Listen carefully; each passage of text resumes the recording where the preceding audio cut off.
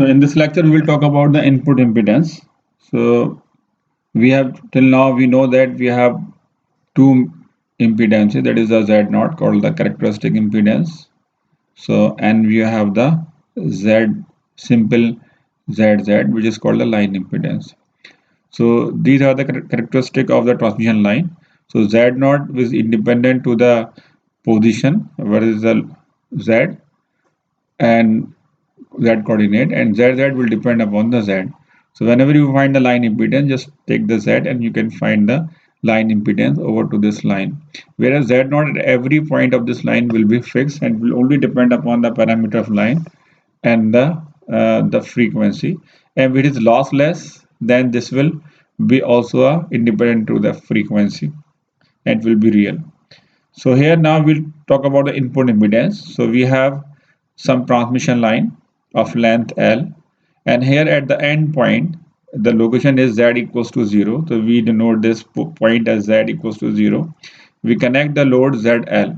Now due to this ZL there will be a reflection coefficient, and you can find the line impedance of this point, this transmission line every point. So what will be the impedance seen by at this point, this location? So this is called the Z in, or the input impedance, what is seen by from this side. Okay, so when you have connected the ZL and length is L, so you know that due to the reflection coefficient this line impedance will vary across this length. So it will be repeated, the line impedance will be repeated, the reflection coefficient will be repeated at lambda by 2. This you have gamma L here, and it will be changing with this line, and it is a function of Z, and at lambda by 2 it will again become the ZL. So if you are lambda by 2 far away, your magnitude remains same and the phase will be repeated. Now because Z line impedance is also function of gamma L, so here this Z input impedance, this line impedance will also vary with the length, and it will also repeated by the by lambda by 2 distance. So gamma L, this gamma Z and ZZ, all they both will be repeated. The values will be repeated after lambda by 2 distance. So it is, if it is lambda by 2, whatever you have Z input line impedance here, it will be same as here and same as at lambda, and then 3 lambda and so on. Now if there is a length is L, what will be Z in? We will go through this one. So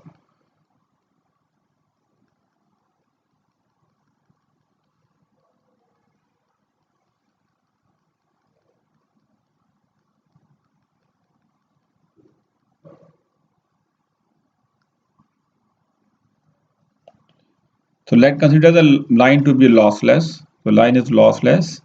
It means Z naught will be real. Z naught will be real values, and gamma will be given by the propagation constant. Gamma will be just J beta. So the line impedance is given by total voltage upon the total current, which is the incident voltage. This is the incident voltage, and this is the reflected voltage. This is the incident current, and this is the reflected current here. So when you find out, you will get the Z naught e to the power. Now here gamma is equals to J beta, so you can put this here as expression. So now the gamma naught at Z equals to 0, or gamma L, the reflection coefficient due to at the point where load is connected, is given by ZL minus Z naught, ZL over Z naught. So you can put these expressions here, and you can find that solving, rearranging this. So finally what you're getting, the line impedance is given by this expression. This is here. It will be Z naught is a function of Z, and Z naught is fixed, so Z line impedance function of Z, and ZL is also fixed, Z naught is fixed, so it is only depending upon the Z. So when you change the Z, that is moving from the load towards this end, this is called a load end. We are called a load end, and this is called a generator end. We will see, or source end. So we are moving from load to generator side. For example, if signal is coupled to the load from generator or some source, So we generally call, or in the books they refer as, this side is the load side and this side is called the generator or the source side. So if you move from load side towards the generator side, then the line impedance will vary, and this is a function, mathematical function is given by this expression here, function.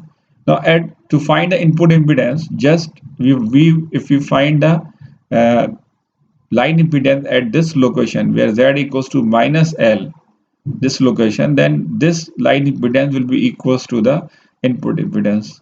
So just putting, to find the input impedance, you put z equals to minus L here in this expression, so you will get the line input impedance.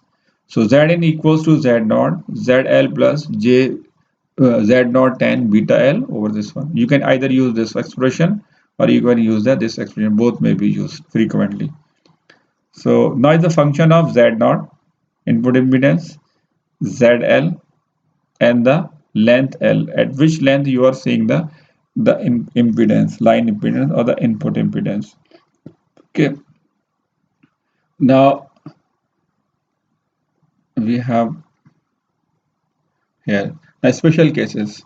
Like that you have a transmission line of this is the length L from here to here, and you are connected a load at this point ZL.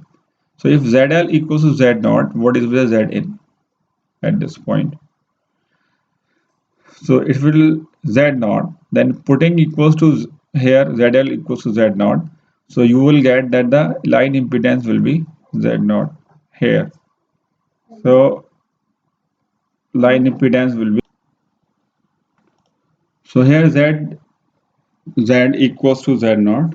So what it means that it is fixed. Now whatever the lines you take L, so at every point, because we have taken Z here in general, so at each point the line impedance will comes out to be Z. So here it will be, once you terminate with the Z naught, then the line impedance will equal to Z naught. This is the characteristic or the feature of this load. If the line is matched to the characteristic impedance, the line impedance seen at every point of on this transit, here or here or here or here, you will get the same Z naught. So you can also define Z naught as a line impedance or the input impedance seen at this point where the load is matched to the Z naught. So this is how, so therefore the input impedance will also be equals to Z naught. So a special case, whatever the length of the line is the input impedance seen by, in this case, when the load is matched to the Z naught, is always be the Z naught. This is the first special case. Now, second case, when ZL is 0, then ZL is 0 when line is shorted. So in this case, the gamma naught equals to gamma L minus 1, and Z naught is given by this expression. So here you have the minus Z, and when you put Z equals to L, this will be just J Z naught tan beta L. So what you can conclude, the line impedance and the input impedance are purely reactive. So because Z naught is real and this is a real quantity, so these two values will be real. So this is purely reactive. So when you see the voltage at here Zn, and this is equals to the open circuit or the short circuit, then the input impedance seen at this point at this any length, so it will be a purely reactive. So this will be purely reactive, that not tan beta L. Now similarly, if the ZL open circuited, you will have again JZ naught cot beta Z, and this is minus JZ naught cot beta L, so it will be also a purely reactive here. The one will be the inductive, another will be the capacitive effect will be there. This is a special case for the ZL. Okay. Now next, the line and input impedance are purely reactive, that Vz and Lz are 90-degree out of phase. What is mean by the reactive component? The second is sort of special cases are that we will consider the special case for the different length. So if length is lambda by 2, so if you have this line and this length is L equals to lambda by 2, and you connect the ZL here, what will be the Zn here. So when you are lambda by 2, so we have already seen that the gamma, the reflection coefficient, repeat after lambda by 2. So once they are repeated, so it will be seen that the line impedance will also be repeated. So whatever you have the line impedance here, it should be. So you can see here also what you're getting. So when you put that this L is equal to lambda by 2, you will see the input impedance is equals to the ZL. This is very important result. So at lambda by 2 distance, the input impedance is same as the load impedance. Whatever the load you connect here, that load will be repeated after lambda by 2. If this length is multiple of lambda by 2, then Zn will be same as here. So you can also verify with the mathematical equation. The Zn will be repeated after lambda by 2. So in other words, if the transmission line is one half wavelength long, the input impedance equals to the load impedance, regardless of Z naught or beta. Whatever you take the propagation constant or the phase constant here beta and this Z naught, it will be independent to Z naught and beta and only depend upon the ZL. So you can verify from here also at Z equal lambda by 2, the this reflection coefficient repeats. We have already seen in the previous lectures.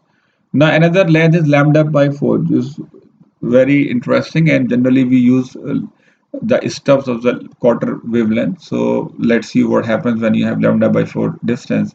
So when beta L equals to here, beta L equals to beta is 2 pi over lambda, and lambda by 4 it comes out to pi by 2, and cos beta L will become cos pi by 2, which is 0, and here it is the 1. So when you put here, so what you're getting, Z naught equals to Z naught over ZL. So this is how Zn will be Z naught square over ZL. This is very important. We will see when we talk about the stuffs that we will use these equations to match the transmission line if the load is not matched. So here ZL. In this case, the special case further, if ZL is 0. So if ZL is 0, that is the line is shorted, then what is Zn? This implies that Zn will go to infinity, that it will become open circuit. It will be infinity, or you can say it will be acting as an open circuit point. So if this is shorted, that lambda by 4 distance, you will see that the line actually at this point, it is similar to the load when it is open circuit. Here you have an impedance offered at this point will be infinite. Similarly, if ZL is equals to infinity, that is you open circuit this line, then Zin at lambda by 4 distance will become 0. So here it will be 0. So line impedance at this point when lambda by, this is if lambda by 4, so this will be the short circuited. So you can use these equations to reverse the impedance offered by the ZL. If it is short circuit, you can open circuit at lambda by 4, and if it is open circuit, you can have the effect of the short circuit. So if you want to make some transmission line short circuit or the open circuit, you can use the load here as an open and short circuit, and then you can take the lambda by 4.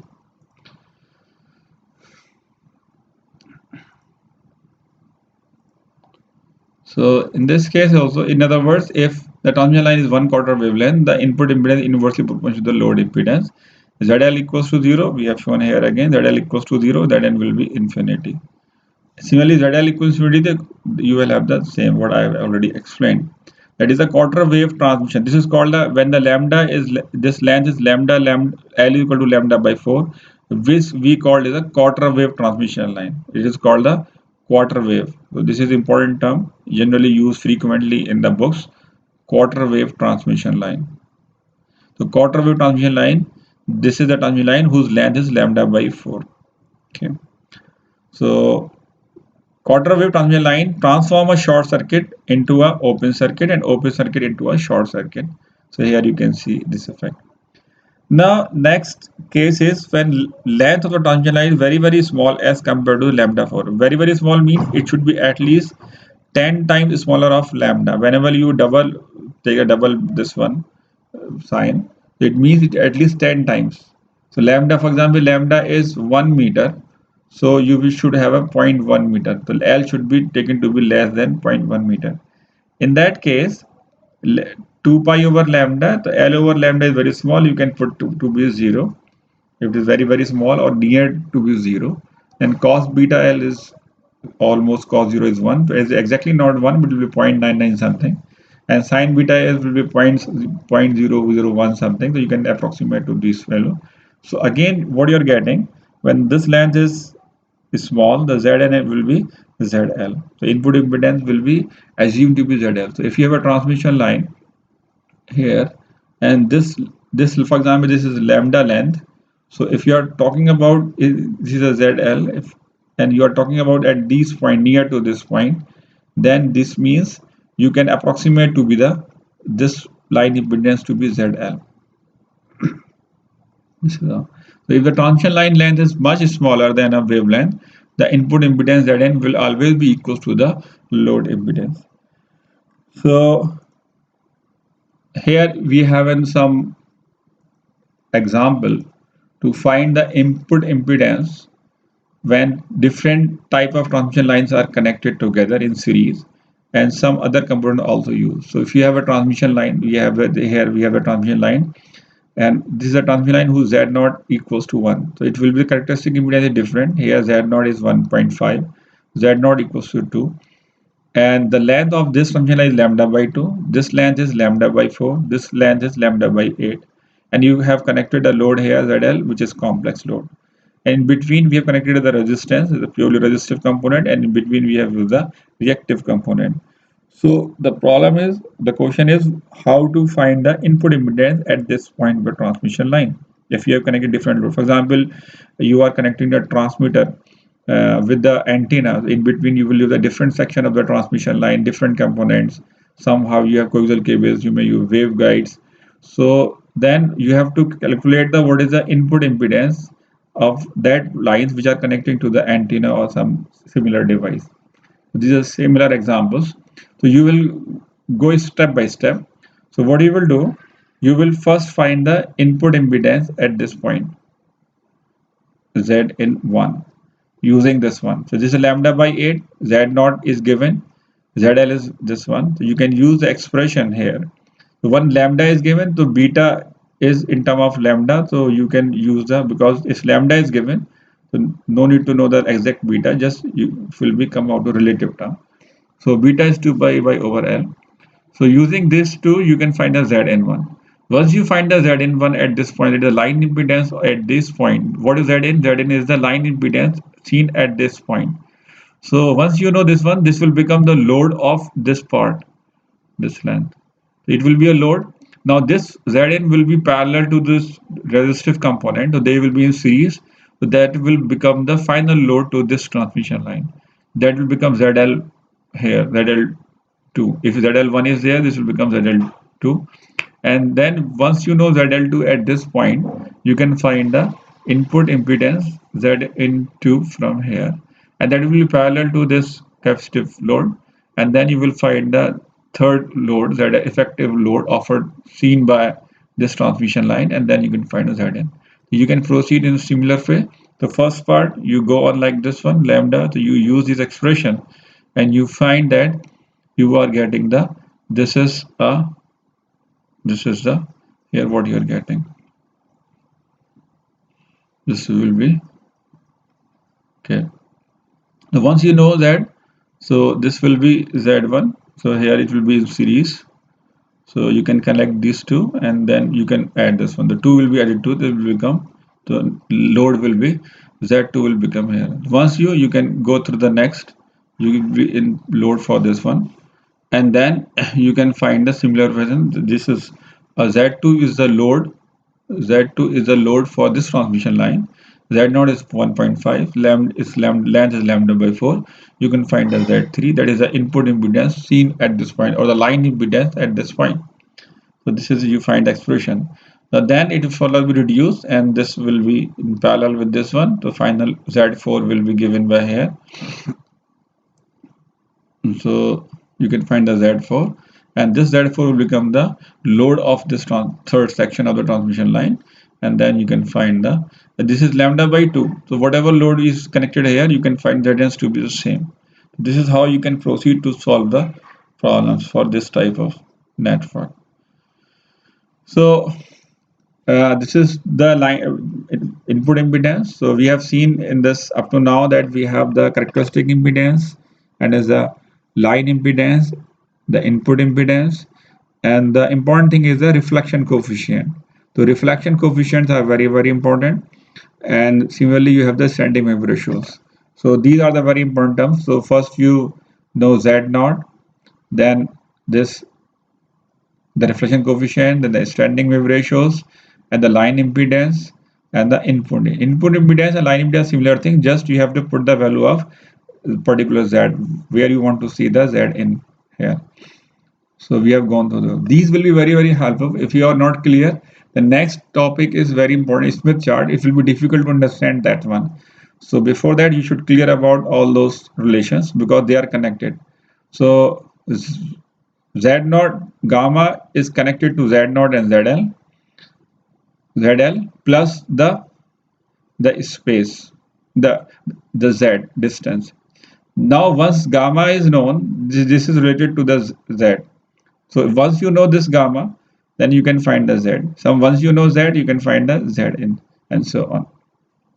So next is the Smith chart. So these remaining nodes here, this will require the understanding of the Smith chart. So before that, we will go through the Smith charts and to understand the impedance matching, which is very important and frequently used in the industry to match the transmission. Generally, the transmission lines are not matched with the load. So we have to insert some section of the transmission line in between the load and some this system so that it may be matched in a way. So we'll see it, but first we will see the Smith chart. A Smith chart is very important to understand the impedance matching criteria. So I stop it here.